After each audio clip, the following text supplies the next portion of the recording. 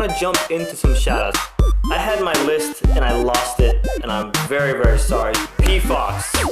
Went to this guy's page. P Fox, you are the man. Chowdy, my man back from Trinidad. Heather and Beck. We're gonna talk about some relationships today. Okay, seeing how today is Valentine's Day, I've been studying relationships for a long time. 6 o'clock. That means I'm gonna lose light here pretty soon. So you're gonna see some light inconsistencies going on in this video.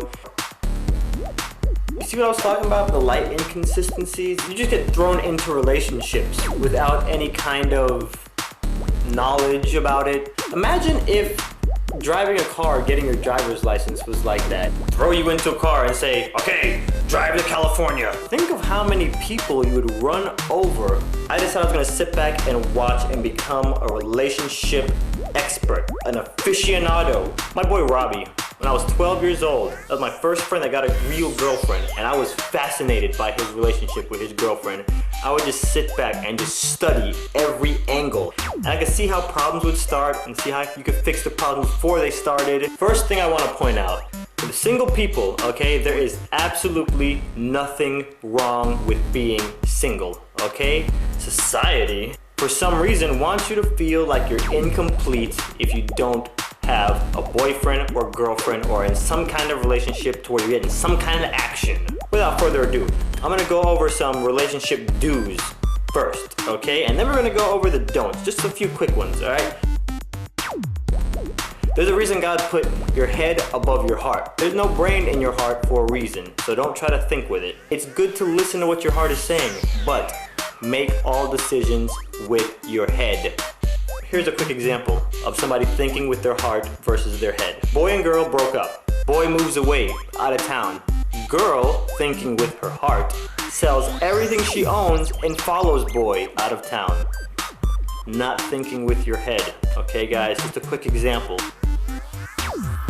Be open to at least try some of the stuff they're into. You know, if the guys are into, I don't know, the cup stacking or whatever, girls, just say, let me try it one time. I'm not saying do it every day. Do it if you don't like it. I'm just saying try some of the stuff that they're into. When you show that kind of interest, it really, really speaks volumes, you know? The last girlfriend I had, the day she said, you know, I want to try playing Super Smash Brothers. I know you like it. I want to play it with you. You know what my reaction was?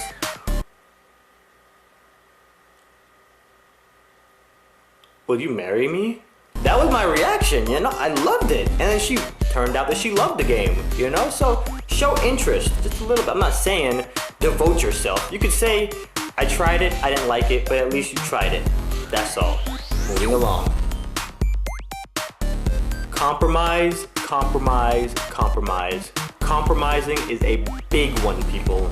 Actually, there's this guy I know. Boy, and girl. You know what? I got an idea, hold on. Some of you might remember these guys from the Danity Kane video blog. I spent 10 bucks each on these Barbie dolls, and they're just sitting in my closet collecting dust. I'm gonna get my money's worth out of these dolls now, because my fingers, they do a fine job, but you know, this could up the entertainment value a little bit, okay? So here we go.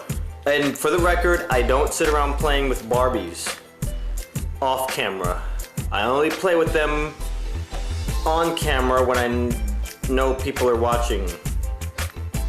Yeah, anyways, I'm very short my masculinity, by the way. So, here is an example. You know, I don't think I want you hanging around Wendy anymore. Wendy's just my friend. I've known her for like 3 years. I don't care. I don't want you hanging around anywhere near Wendy anymore. Why? I don't like it, okay? It's not natural for you to be up at that girl's house all the time when you have a girlfriend. Oh, alright. If it makes you feel comfortable, I won't hang around Wendy anymore. And don't hang around Claudia either. You don't want me to hang around with Claudia? No. She's my workout buddy. I don't care if she's a workout buddy. Tell her to find somebody else to work out with. Alright, listen, alright. I've known them for like years and they both have boyfriends. I don't care if they have boyfriends or not. Alright, you know what, baby? Alright, that's fine. I understand. If it's making you mad, I won't hang out with Wendy anymore. Or Claudia. Or Claudia. So that's an example of the guy compromising, okay? Only to have, about a few months later, this scenario go down. Baby. What? What do you want? Baby, you know that guy that you work with now? Yeah, what about him? Yeah, well, remember how he told you all that stuff that he said he wanted to do to you, even though he knows you have a boyfriend? Yeah, so what? I'd really feel better if you guys didn't hang out outside of work. What? You can't tell me what to do. You ain't my daddy. You ain't the boss of me. I can hang out with whoever I want to hang out with. Yeah, but you made me stop hanging out with Wendy and Claudia. I mean, and they're just my friends. They never said anything, you know, that... I don't... Listen, all right? My daddy lives in North... My daddy lives... You don't... Get out.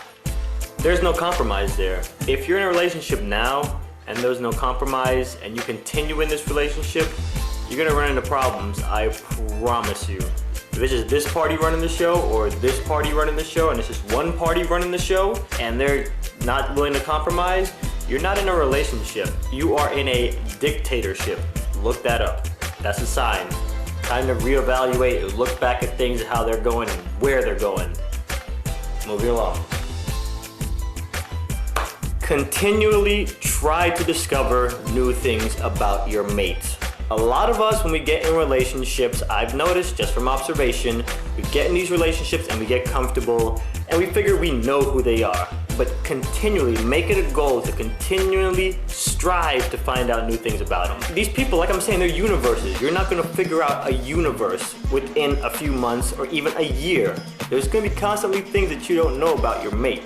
It will help you just to see a whole new world about this person. You guys hear me talking, but try it. Open yourself up. I know the reason you guys have a problem with it is because it makes you feel vulnerable. I had a problem doing that also with my last relationship. When you come from being hurt, you know, you open yourself up and you get hurt. It's like you're in a shell and you don't want to open yourself back up. Guys, seriously, don't be afraid to open yourself up. Since I dropped the whole don't word, let's go into the don'ts, okay? Let me change the hat position here for the don'ts. Maybe I should just change hats altogether. Totally different hat, here we go. Bam. Totally different hat. Don't be jealous, okay? If there's a jealous bone in your body, break it and don't get a cast for it. Just break it and leave it there. Don't let it heal. Break every jealous bone in your body because you know what jealousy translates to? Insecurity, okay? I understand there's a lot of you people out there who've been cheated on or hurt in the past.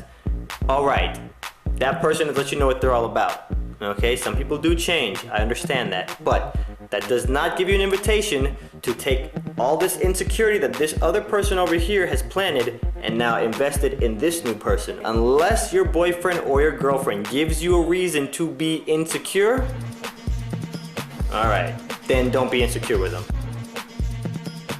Don't compare your mate to your friend's mate. Especially don't compare your mate to your dream picture of Mr. Perfect or Mrs. Perfect. If I have a girlfriend, it's not a wise idea for me to constantly say, my perfect girl would never da-da-da. No, don't compare. Don't, I repeat, don't rely on anybody else to be responsible for your happiness, all right? If you are not happy when the other person is not around, that's a sign. If you are only happy when that other person is around, that's a sign. I'm not saying don't be happy with your mate. What I'm saying is, if you are only happy when they are around, you're in trouble. When I first heard that quote, I rejected it. I was currently in a relationship and I heard the quote, don't let anybody else be responsible for your happiness. And I was like, that is garbage. Get that out of my face. And I was a little bit upset that I heard that quote. And I think part of the reason I was so upset is because it was so true. Put everyone around you in the position to where they will add to your happiness. Learn how to be happy by yourself, because if you get it to the point to where this person or person X is responsible for your happiness, what are you gonna do when person X is no longer in the equation? In reality, things can go one of many different ways. One of hundreds, if not thousands of ways, okay? Person X can die. It happens from time to time, okay? I've seen it. Person X can just say, you know what? I don't want to be with you anymore for no reason whatsoever, and bounce. And then those are the guys that you see on the edge of buildings saying, I'm gonna kill myself. It's not worth it, okay? You survived however many years without person X before you met person X, and you survived. You can survive without them.